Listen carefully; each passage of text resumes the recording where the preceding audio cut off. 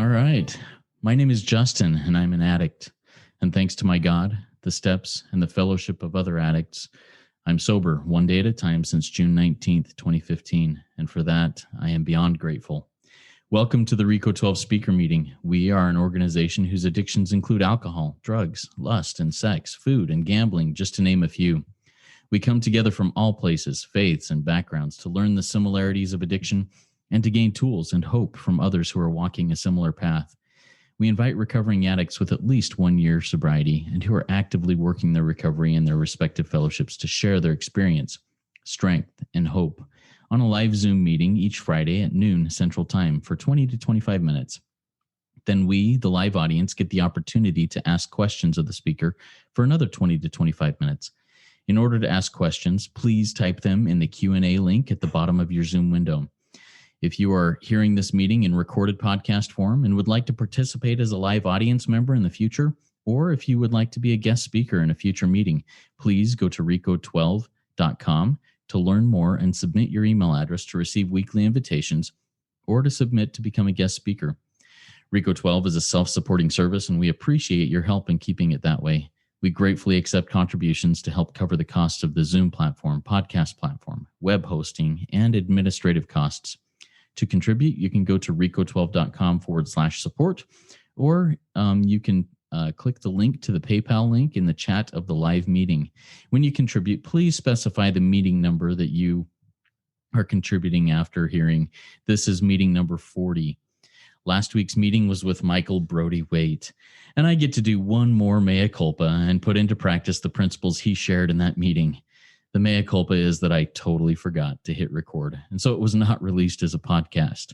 I felt awful and horrible, but I have come to peace with it and believe that God needed me to learn those principles viscerally in order for me to learn a life-changing lesson from that experience.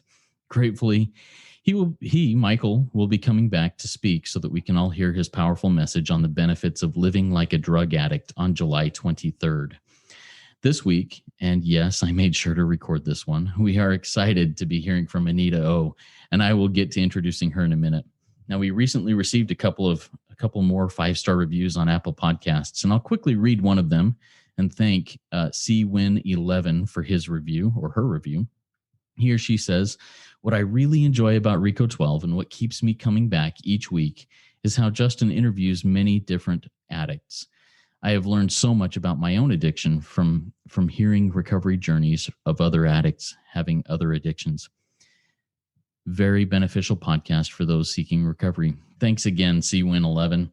If you, like him or her, find value in RICO 12, please take a moment to go to the podcast platform of your choosing and leave a rating and review. Also, please feel free to share a meaningful episode with any of your recovery network that may benefit from it. It helps us work our 12th step by carrying the message of recovery to more addicts who suffer." Now, one more word about our speakers before we introduce today's speaker, Anita. When we line up a speaker for a meeting, we ask them to seek guidance from their higher power on what and how to present so that they reflect the light they have been given. That light will inspire hope, meaning, worth, and growth in us, the listening audience. Now, let's introduce our guest speaker for today, Anita O. She's been sober since 1991, actively working recovery in the rooms of AA, SLAA, and CODA. She is Canadian, but was living in Los Angeles, where she got sober for the last 30 years. She moved back to Toronto last summer, just in the last 6 months or so, and faced with a ton of pain being back on all fronts, meaning job, health, relationships, family, and wreckage of the past. She says that she wanted to die, but by the grace of God, she was introduced to a whole new way of looking at the steps. And this is after 30 years, and had another awakening, and now lives to carry that message. Anita, the floor is yours. We're excited to hear from you. Thank you. Thank you so much, Justin. That was awesome. That was awesome. My introduction, awesome. I'm a maniac. Just a little nervous. I can feel the energy, and I equate that to presence of a loving God that I can interpret sometimes as fear, but I'm learning to experience it as energy that can be shared from a loving, helpful way. I like this RICO 12 speaker meeting thing. I was on the website earlier and saying that the meeting podcast attempts to bring all humans together to recognize that addiction is pretty much the same, no matter what the substance, behavior, or compulsion may be, which is interesting because I'm an alcoholic. That's how I was first introduced to the steps. But I'm also powerless over several other addictions. I had an addiction to bulimia, to cough medicine, to cigarettes, to very toxic relationships. And then I come from alcoholic parents, so I qualify for all the Al-Anon stuff too. And as an alcoholic, I guess that's first brought me to the 12 steps. It's I can be sober and the substance can be removed, but there can still be a problem. And that's what I found with being back here in Toronto 6 months ago, or I guess less than 6 months ago, when even though being sober for such a long period of time and going to meetings in Los Angeles and having a fellowship there and working with a couple women, but not really intensively, coming back here and feeling that I just wanted to die. I mean, I was even attending AA meetings here and listening to people share what was going on in their lives. It wasn't helping, and I think, like, what the heck am I going to do? I just want to kill myself. And part of it, the thing was what Justin ran through was just like work and family stuff, and just caught up to me, and I didn't see a point in living there. The job, the entertainment business is just such a nightmare, and being there in California and watching that explode and not go anywhere and being faced with that failure, and then coming back here and being faced with, I had a lot of wreckage in the past. My younger sister died of alcoholism and bulimia, and there was one thing to heal from it, and what the part I played in being separated from it, but being here on an experiential level and in these rooms where she died is like, oh my God, brings a whole other emotional burden to it. And I didn't think I was going to get free from it. So that's when I started going back to meetings, and I thought, okay, I'll go to a CODA meeting. I'll just see what that's like. So I go to these CODA meetings, and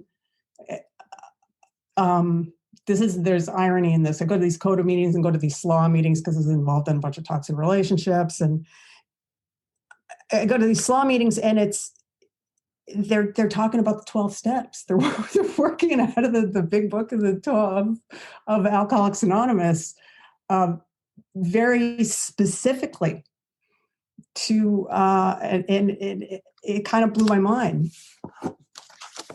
And I got hope from there, and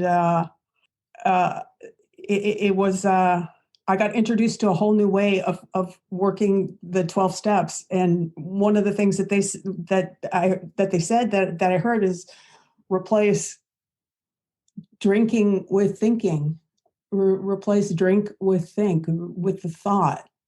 And that relates back to that page where you're saying, no matter what the substance or behavior may be, where the compulsion, where is the space where that first thought comes? How do I get that space to have a choice? Where am I graced with that? Where am I graced with that space? And it's only through this fellowship that, so it was so weird, like, to get back to alcoholic, the purity of the message of what's in the big book from the 12 steps through a CODA meeting and through a SLAA meeting. There's a gentleman who does those meetings are affiliated with, this gentleman who distilled the first 164 pages of the big book into a workbook, and he does his workshop. And he took all the sort of flowery language out of it and just put the instructions into a document. And it was that, coupled with replace a drink for think, that made me see what the message was in a whole new way. And one of the first things that it says on to do is that when you're going through a workbook, is like, you're going to be a sponsor. And I go like, what the F is this?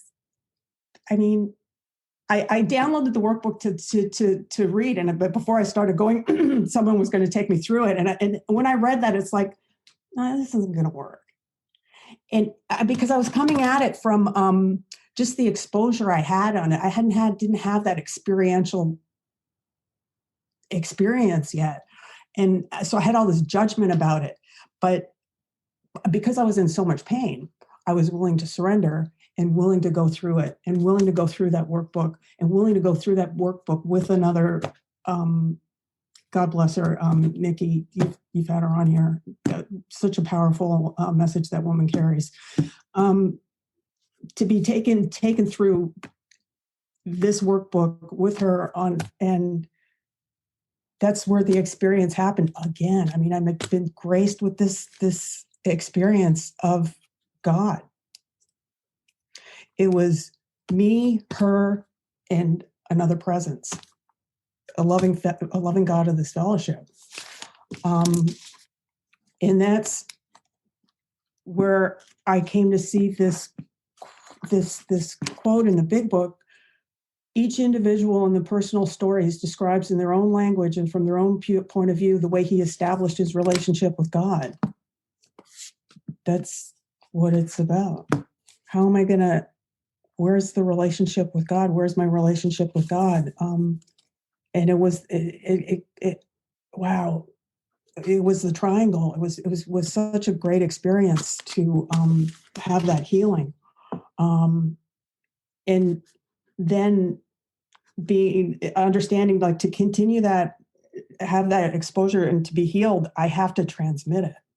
Because when my younger sister died and I tried to transmit the steps to her, she came out and was living with me in California for a while. I wanted the fellowship to fix her. I wanted meetings to fix her. I didn't know how to transmit these steps to her. And I think a lot of people there in the rooms of Alcoholics Anonymous didn't know either. And she died, yesterday was a milestone. It's now 26 years since she died on March 11th. And going to the grave site, and the irony being that the pain of her death, like I try to carry the message to her. I failed. She died drunk and from bulimia. So she's like now had a spiritual experience. The pain of that drove me back to the rooms. I had a spiritual experience. So there's something there that's cyclical, that's tied in. She's actually carrying the message to me. It's no human power. And the women that I work with today and am attempting to carry the message to today, are oftentimes doing more for me than what I'm doing for them. Because I'm able to experience a power, and it gives me hope. That's where my hope comes from today. Oh my God, this is giving me hope. I can experience this loving force right here, right now. So just for today, okay, I'm good to go now. Okay, let's get off the go. I got you right now. I have a reason to live for today. This is awesome. And it's like, I don't want to get too much into personalities, but this workbook, I'm telling you, I've been through the big book and so many times, and I just, it's like it's the exposure to it. I couldn't see the solution anymore after being sober for so many years. I'd read it and it's just not, it's for whatever reason, it's not resonating. It's weird. That's why it's like each person in their own words has to say, okay, this is how I found God. And this is how you can too. Or that's what worked for me. Believe me, I've tried so many other different ways. I've tried to do. I've never wanted to come back to AA. There's so many different. I've tried so many churches. I've tried meditation, doing meditation for hours and hours. I've tried the Course in Miracles. I've done that a couple times. There's something about my resistance, about my ego. I don't want to be, in a 12-step program. I don't know what that is, but thank God for the pain. That it does drive me back, and I'm continually blessed with a miraculous solution, so that I can get to the principles and attempt to practice them in all my affairs. The principles being, surrender, faith, trust, action, honesty, willingness, humility, forgiveness, authenticity, being in the moment, selflessness, and service. It's so many, even meetings, I was just looking at some notes here that I jotted down. Meetings don't do that to me. Meetings can drive me nuts. It really is that working one-on-one with a person and transmitting this through this independent process that I have an experience. I can experience the loving God of the fellowship that gives me purpose. What else? And I don't even know, like, okay, if another 5 years from now, if my mind is going to work, so it's going to twist this workbook into saying that this is now configured into something that doesn't work anymore. But there's something bare bones about this, that it takes it down to the idea of a thought. I'm powerless over thinking. Like the substance is stripped away. Okay. I'm powerless over this thought that's coming up. It's really fine-tuned it for me anyway, because even though I had the alcohol, there was still the caffeine I could use. There was still the food that I'd be going to. There's still the cigarettes I'd be smoking like a maniac. There's still just like as I progress or age in the program, it seems like those things just get stripped away. And I'm so grateful, and so grateful for that process, in the process of and I think you've even that 12-step program, that big book guide. What a way to do it. Wow. It's just such a mind-blowing experience. I just am so grateful. And I think that's about it. Awesome. Thank you so much, Anita. I really appreciate it. And I've got several questions that I look forward to asking of you. And I'm sure that there are others from the audience as they come in. Remember, if you're in the live audience, please type in questions in the Q&A link at the bottom. Before we move on to the next portion of the Q&A meeting, portion of the meeting, Anita, would you mind taking just 30 to 60 seconds and sharing about how your current home group fellowship helps you in your life and your walk in recovery?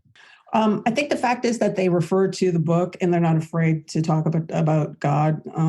Whereas there were certain other fellowships that I went to that it's all like, okay, well, I'm here with you guys and that's all that's important I can share. And it becomes a group therapy thing, which, not to say that doesn't work, but that's not what's going to do it for me. And that's something that I hold dear to my heart, that these guys are able to bypass that, and our real reliance is always on him, that one who has all power.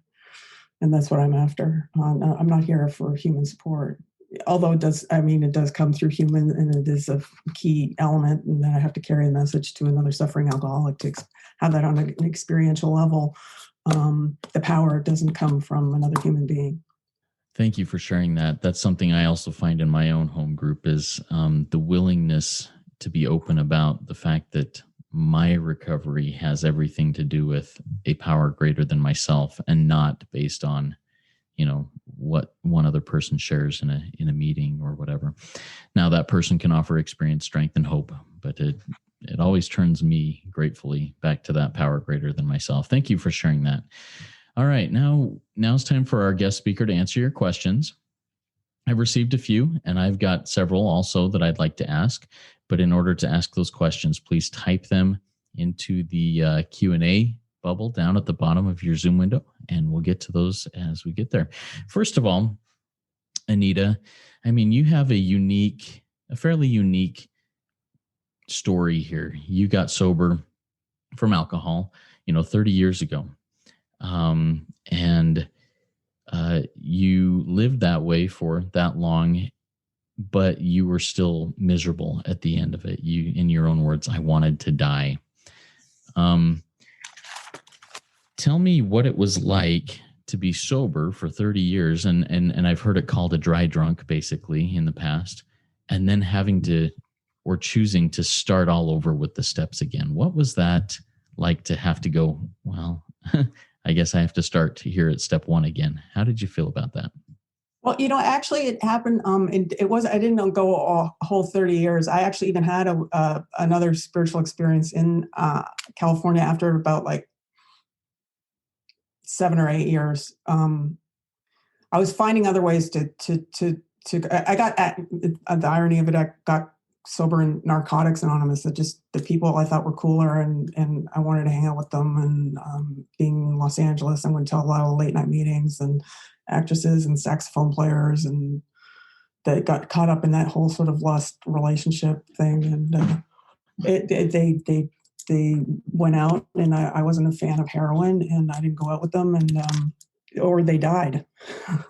Heroin has a tendency to do that. So then I said, F the meetings, I'm never going back there, because it just was nothing but pain. During that time, I had tried to sober up my sister Kira, but then she wouldn't do that, and she came back here to Toronto, and then she died, and it was the pain of that, her dying, and me knowing that she was going to die, and knowing that she was going to die of bulimia and alcohol, but her condition was a little bit worse than mine. It caused her to have these epileptic seizures, so then she just wouldn't stop, and then finally had a grand mal that killed her. And knowing that she was going to die, and the pain of that, and that, then I really wanted to die. So I came crawling back into the rooms. It was pain that drove me back. That's what it was like. It was always the last place I wanted to go. That's what it was like, because it was like, I am never going back to those meetings again.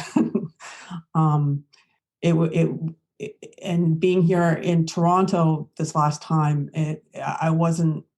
I was willing to go back to the rooms of Alcoholics Anonymous, but I wasn't hearing the message. I was hearing group therapy, which made me go to that COdA meeting and that SLAA meeting and hear the way they carry the message through this workbook that really maybe that kicked it all off for me. But pain. Yeah. I can take a lot of pain and find creative ways to live with the pain. Until it's go ahead. Until I'm faced with like, okay, my only option is like, okay, how am I going to kill myself? And that workbook is the Big Book Sponsorship Workbook that is found there at bigbookssponsorship.org, right? Right. I love that workbook. I use it quite a bit in my own sponsoring and everything. I haven't attended that monthly workshop yet with Cameron. He's been a guest speaker on here too. Yeah. But that's something that definitely I would highly recommend at least checking out the workbook. I can't say firsthand, but Anita can say firsthand to attend that workshop. And I believe it's every fourth Saturday or Sunday. Last Sunday of the month. The last Sunday of each month. And you can register for it there at bigbookssponsorship.org. Fantastic service, fantastic stuff. All right. Here is a question that comes from Ryan. He asks, for those of us listening, can you provide some specific examples to help us understand if our groups are more of a group therapy versus a God experience? What do you find yourself doing what do you find yourself doing to help the groups you attend stay God-centered? Great question. Thanks, Ryan. Share my own experience with God. Don't be afraid. Even if I'm going to piss people off, use the word God, use that terminology. Usually if I'm in a meeting and just need to share about this problem, and I just need to get this off my chest. And that's a sign that there's something sure, that's great. And that can be helpful, but that's not what these meetings to me are for. There's therapy for that. There's friends for that. There's support group for that. There's support outside the meeting. It's not, I need to be in the reflection of a higher power of God, of a loving God working in your life, and to see how that, I want to see how that's working in your life so I can be uplifted. I want to reflect off your experience. And then, so I'm not afraid, then let me show you off. Look at what's happening to me, that I could never have done this. Look at how this miraculous thing is going on in my life. Let me rejoice in this with you, hopefully. Yeah, thank you. I really like that. And then, so you mentioned some of the, if it becomes almost a surrender fest to each other rather than to God in the meeting, that's when it's not as God-centered. It becomes more group therapy. Is that kind of what you were saying with that? Like, yeah, if I'm saying I really got to get this off my chest. Yeah, I just got to get it, because I've been in group therapy and it's been extremely helpful. I just want to share this to the group, but it's not about spiritual principles, or it's not about God, and it's not about how God is. What is that quote? Look. Each individual in the personal stories describes in his own language and from his own point of view the way he established his relationship with God. That's even what a share is supposed to be about. How are you establishing your relationship with God in your trials and tribulations in your life? Share that with me. Give it to me. I love that. I love the way that you are describing this. I think it really offers a lot of clarity to me for my own shares in meetings, but also for my own edification from other shares. How does that apply to me and my relationship with God? Awesome. Thank you for sharing that, Anita. I have a question for you that I ask sponsees, and I've asked a lot of other people that I've interviewed in the past. And this might take a minute here, but I'd like to ask you to define for me, in your own words, in your own experience, 4 terms. The first one being abstinence, the second being sobriety, the third being recovery, and the fourth being healing. So it's kind of 4 somewhat synonyms, but I think in steps. Tell me a little bit about what your definition for each of those would be in your experience. So what's the first one? Abstinence? Yes. The first one is abstinence. Well, I guess the abstinence is putting down the substance. The thing is that I couldn't do that without assistance. I couldn't put down, I got a DUI. I was made to put down the alcohol. And then I started doing marijuana, and then someone saying, well, that's actually still mind altering. And then, okay, I put down the marijuana, and then I picked up the cough medicine. I mean, what do you mean? What's wrong with cough medicine? I buy it in the store. It's like, well, no, it's like, then, you look in the back of my car and there's like 40 empty bottles of cough medicine. It's like, something, then if it's not, I put down the cough medicine, then I'll pick up the cigarettes. Okay. But I'm abstinent from the cough medicine or the toxic relationship. It's like just putting down the substance isn't true healing. And I've been blessed when I'm an addict alcoholic that I just take one little bit of the thing and I'm out of control. Whereas there's other people who are abstinent who can just put it down and are cool with it. I'm not able to do that. So abstinence isn't happening with me. Then what's the other one? Sobriety? Sobriety is the next term. Yes. What is it like? What does that mean to me? I guess sobriety is sobriety now means to me is a relationship with God and expressing that and carrying that message. Sobriety, I think, encompasses the whole package. I got to participate on a daily basis. Okay, what does the next 24 hours look like? How am I going to be useful? How can I be of loving service? I think sobriety to me encompasses service. What's the next one? Recovery. And so would a recovery. I mean, being out in LA, it's interesting too. Like the treatment centers are big there.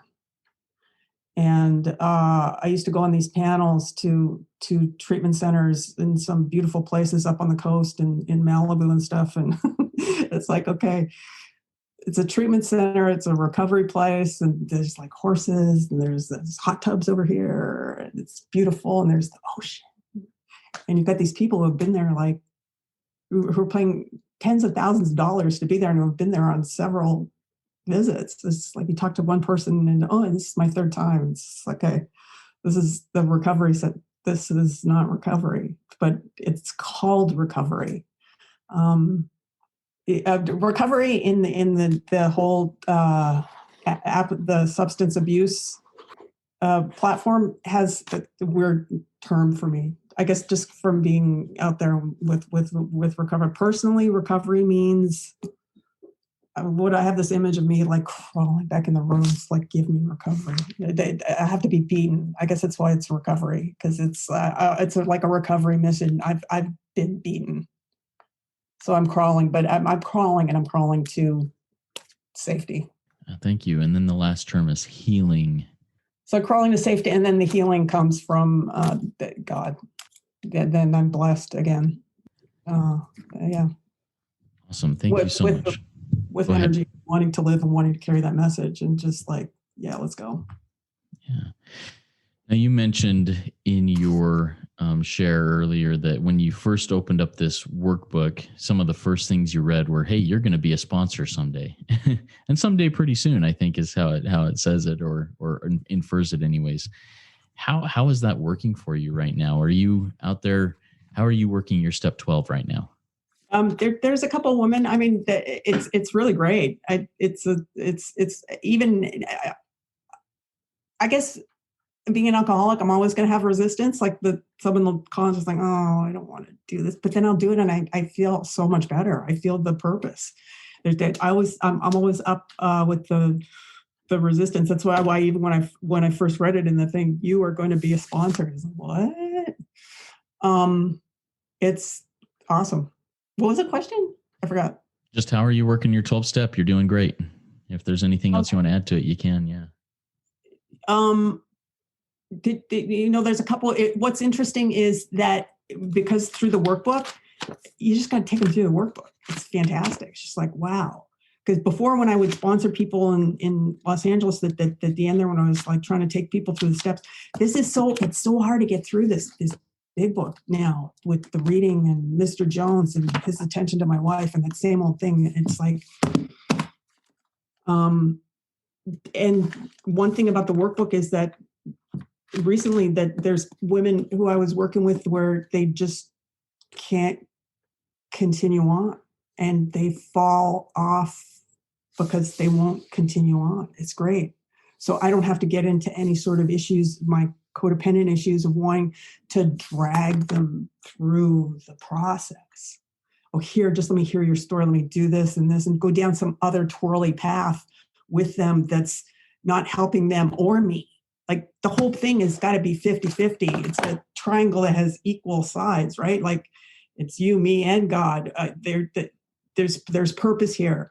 You're just as much of the program as I am in this process, and we're going through together. This workbook blesses me with that process. I don't have to.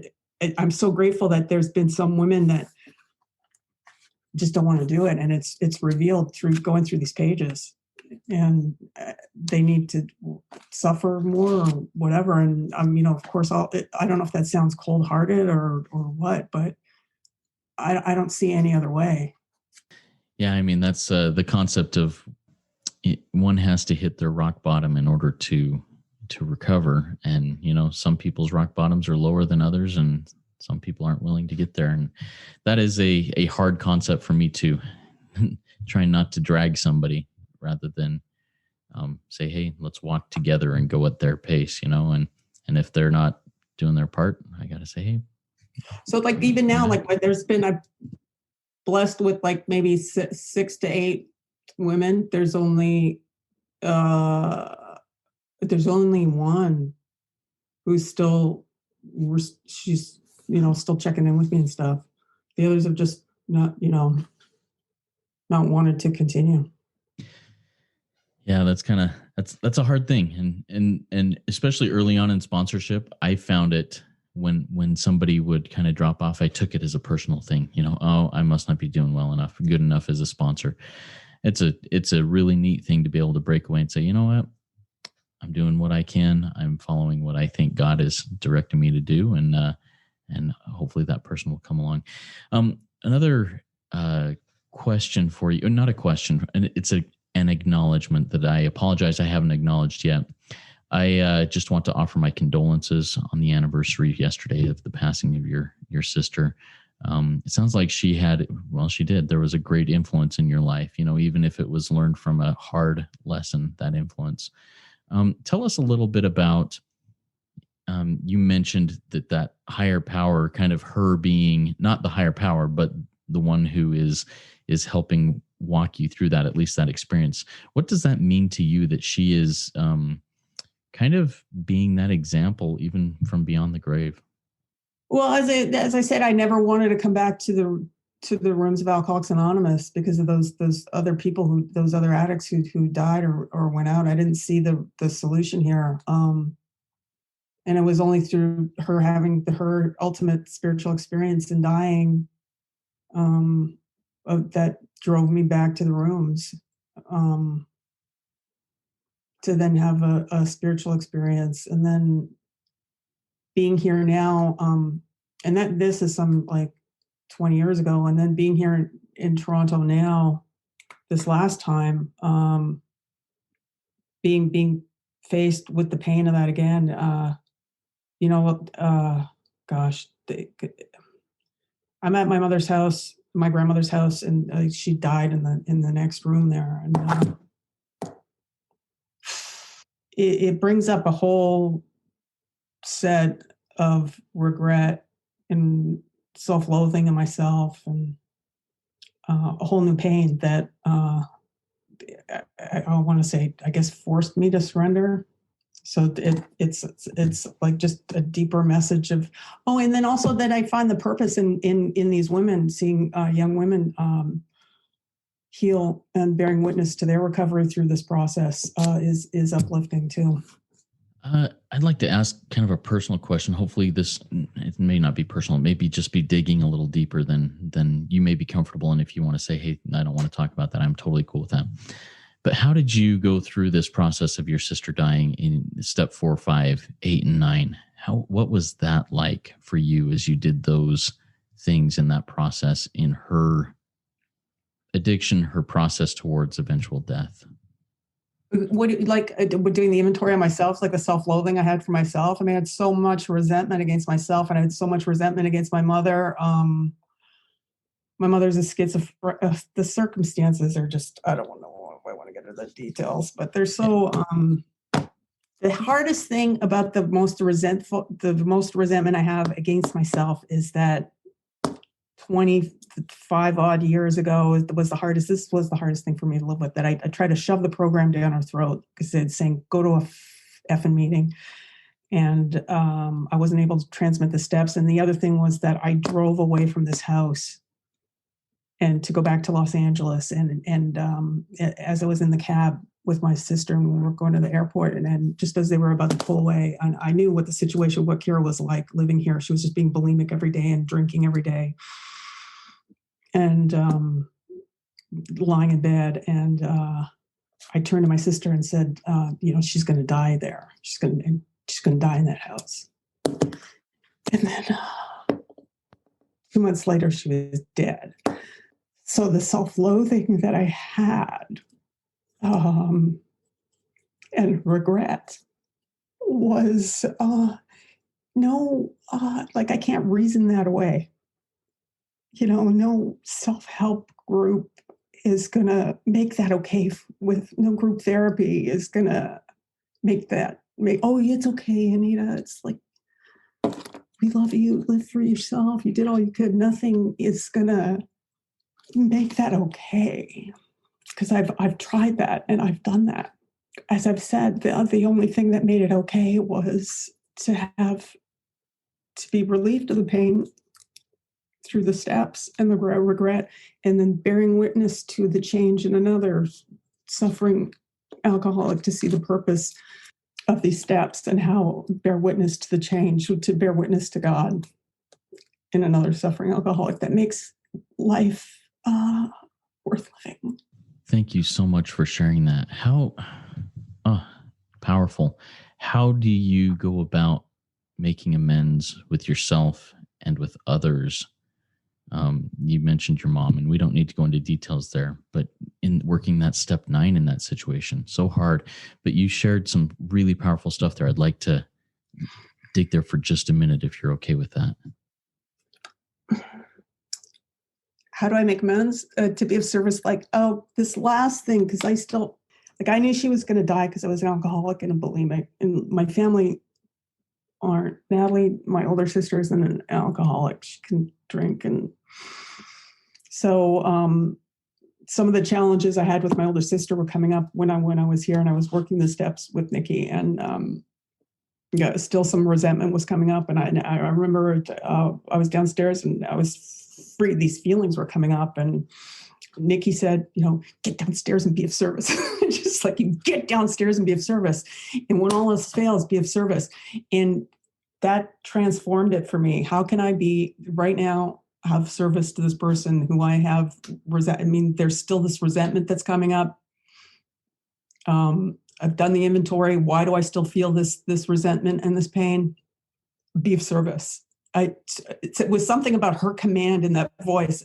I don't know what it was, but it's like, okay, I went down there and I was let go of the resentment for now and just try and be of service to her any way I can and come at this. And there was healing. So for you, the healing comes through serving, which I think is a very awesome way for that to happen. It's a hard thing to do, though. When I'm feeling resentment towards someone, one of the last things I want to do is serve. But you mentioned that Nikki, who's a firecracker, if she says, get down there and be of service, I think that would be marching orders for me. Yeah. But it was also a process. It did come off the process of being in so much pain and being willing to surrender to the steps first. But it's like the last thing I want to do is to be of service. It really is. Well, very good. Well, thanks for sharing. We've got time for maybe one more question after this this final thing here from me. So if anybody here in the audience has another question to ask, please type that in the Q&A. But what I'd like, Anita, if you could just kind of share any words of wisdom that you have for us, for somebody. In fact, I'm going to target this a little bit more. Words of wisdom to somebody who is currently suffering in addiction and doesn't know what to do and is afraid to make that first step, to step into a room of recovery or reach out to somebody. If you wouldn't mind just sharing some words of wisdom for that person, that would be fantastic. Oh my gosh. I don't know if there's words of wisdom. If you're in that pain, you have the loving God in your life too, just as I do. And be still and listen to that small, still voice in you, so that you're directed in whatever surroundings you are, that you'll be taken care of. It's that God's everywhere, right? He's in my heart. He's in the suffering alcoholic's heart too. So it's like, I don't have that kind of power. I don't know what you should do. Go to meetings? I don't know. Don't go to me. Me not going to meetings helped me get to the point of pain where I was willing to surrender, to walk into a meeting where I heard the right message. Be still and know that you have God. Because deep down, it's like the big deep down in every person is that small, still voice that is God. We're just helping them get there when they're ready. but it's contingent on willingness. Thank you. Each person's willingness. Yeah, thank you so much. Thank you, Anita. I really appreciate that. That was a great RICO 12 weekly speaker meeting for all addicts and those wanting to learn more about addiction and the recovery therefrom. If you have any other questions or would like to ask questions of our little community, you can go to rico12.com/forum and join in our community and start questions and conversations with others who are joined in there, and answer anything. Share your own experience, strength, and hope. I invite the audience to come back next week. If you have not yet gone to rico12.com and submitted your email address, you only need to do it once. Please get on the invitation list so you can join us live each Friday at noon Central Time. And now we're looking to fill guest speakers in like late July and August and September. Next week, our guest speaker is Heston C., and I'm really excited to hear from him. Let's see. So if you'd like to become a guest speaker in the future, reach out to me and we'll get that set up. Anita has elected to have us launch off into the rest of our day with the Serenity Prayer, and she's asked me to say that, so I'll go ahead and do that. God, grant me the serenity to accept the things I cannot change, courage to change the things I can, and the wisdom to know the difference. Thy will, not mine, be done. Amen. Keep coming back, everybody. It works when I work it. So work it. You are worth it.